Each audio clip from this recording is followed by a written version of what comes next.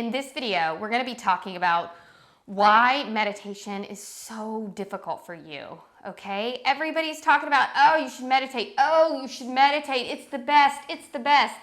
And then you try to do it, and it is the most difficult thing that you've ever done, and you feel like you can't meditate. I'm going to break it down for you, and I'm also going to show you how you can meditate. So stick around.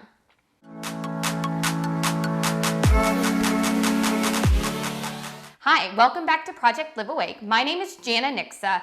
This channel is all about mastering your mindset, raising your vibe so that you can wake up to all that you truly are.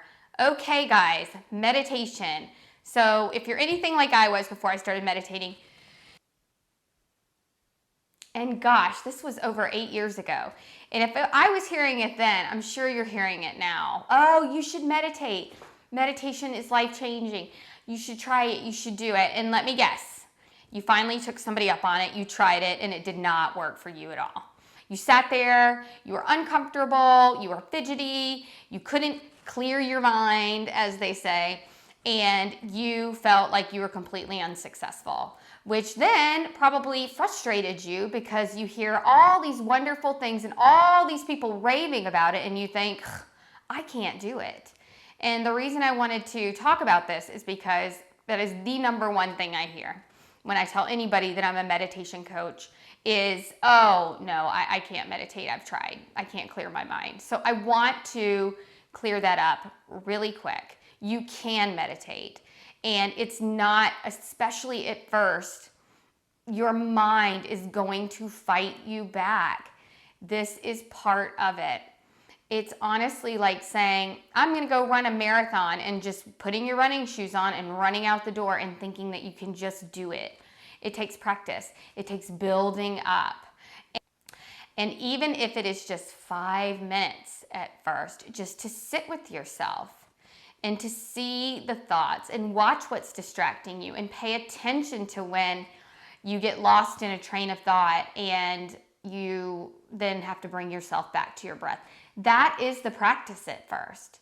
And I share this a lot, especially when I'm working with clients or even in some of my group settings, and you can just see light bulbs going off like, oh, okay, so my expectations then of just being able to sit down and meditate are just completely off base. And that is, yes, that is the truth. And I don't know why people don't talk about this more, because I know it was certainly very tough for me early on. And you really just have to sit with that. You have to sit through the uncomfortableness. So what will happen over time is the thoughts, you will start to separate yourself from your thoughts. So really your meditation practice at first, and I don't want to put a label on it like a month, 3 months, 6 months. It really just depends on how often you're doing it, how much momentum you have around your thoughts and what you think you should be doing. I would be one of those that was probably on the extreme end of the spectrum. Like, I'm very ADD. I'm very, let's get things done. You know, I don't like a lot of fuss. You know, whenever we would have presentations and stuff at work or long meetings, I was always the tangent cop, which is just get to the point and stay on it. So that's the sort of energy I brought to the meditation pillow. Some would call that, you know, a very Western, a very ego-y, yang, even sort of, if you want to look more Eastern into it.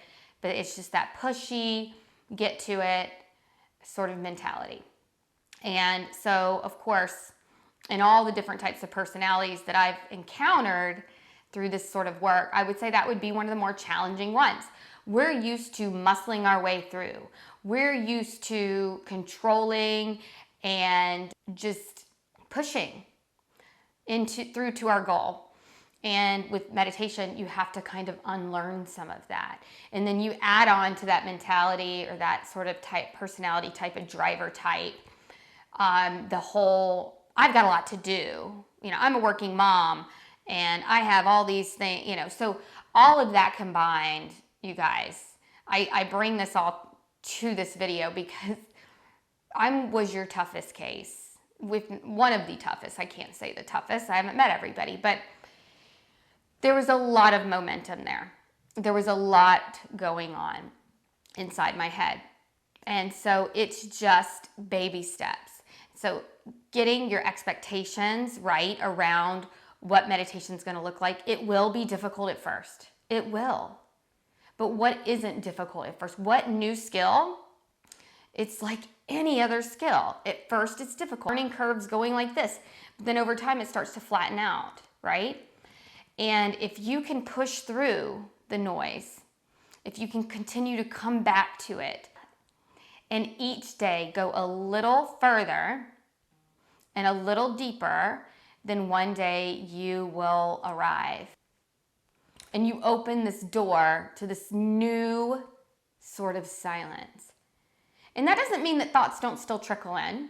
At least for me, they do.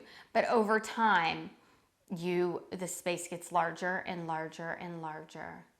And the more you meditate, the more you want to meditate, because you continue to go deeper and deeper and unearth more and more truths about who you are, about your inner self, and connecting with that authentic, unconditional love that is your higher self. And you get to have this relationship. And so the reason I wanted to record this video is to all of you out there. I know we've all had a lot more time on our hands. And this year, 2020, I'm recording this in the fall of 2020, has been a challenging one. And I venture to say, I bet a lot of you said, hey, it is time for me to tackle that meditation thing that I've been saying I wanted to do forever. And you tried it maybe a couple of times and you said, I can't do this. Everybody can do this. Everybody should do this. It is just very unfortunate that our society has not placed any value on being. We're so trained to be doing and accomplishing and checking and moving and going that we have to retrain ourselves. That whole do balance is so crucial.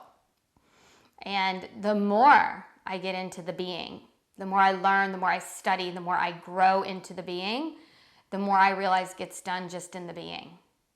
If you can trust and you can surrender in that place, things in the outer world, you don't have to be the mover and the shaker and the goer and the doer like you were trained.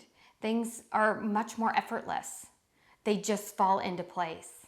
Even things that you didn't even think of. Please continue to meditate. Please comment below. Come to me with your questions. What is coming up for you? What is challenging you about meditation? We can all find the time, especially now. Give yourself this. If you don't have 5 minutes to grow this part of you, to nurture this part of you, what kind of life are you living? And you will find that those 5 minutes of torture all of a sudden become 10 minutes that aren't so bad, and then 20 minutes where you actually start to look forward to it, and then 30 minutes where you just feel like you're connected with something so much larger than yourself. So please, again, questions below. Don't forget to like this video if you like what you're hearing, and subscribe so that you can continue to follow along. I put out a new video about every week. And so with that, I thank you again for watching. And as always, keep shining your light.